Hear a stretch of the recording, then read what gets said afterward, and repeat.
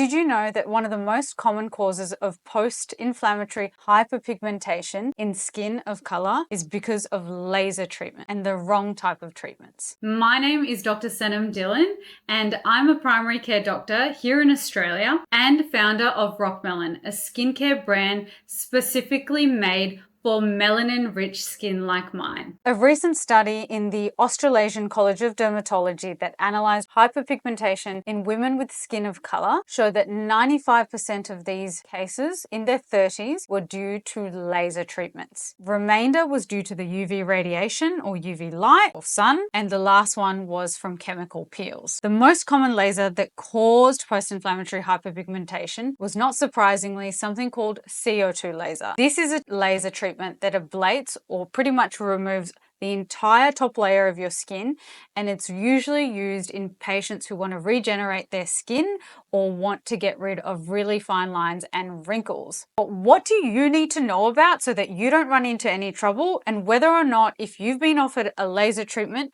you're in the right hands? First of all, you want to be asking yourself, why am I getting this laser treatment, or why have I recommended this treatment? Just because someone else is getting a laser treatment doesn't mean it is right for you. In fact, it's very safe in Caucasian patients and can have a really good clinical benefit. But in patients with skin of color, in your case, it is a really risky treatment, particularly CO2 laser. So some considerations you really need to take is, what is it for? If you're chasing things like blood vessels or trying to remove pigment that's been there for years, you need to know that that can induce hyperpigmentation in itself. And in certain circumstances, that's okay. But you need to know if your clinician is the right person for you. First of all, are they trained in skin of color? Do they understand how our skin reacts if we're exposed to a laser? Number two, are they providing you pre and post laser care? This may include things like topical treatments like niacinamide or tyrosinase inhibitors. And if they're not,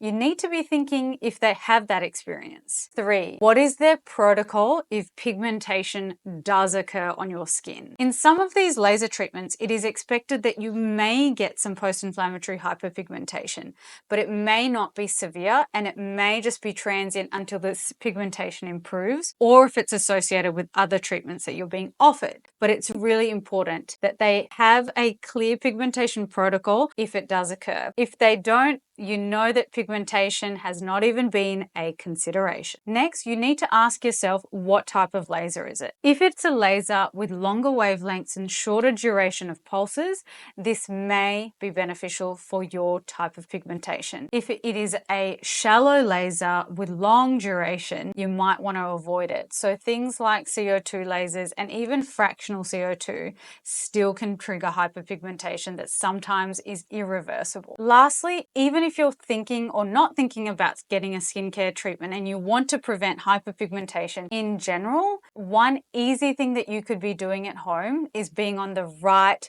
basic skincare ingredients.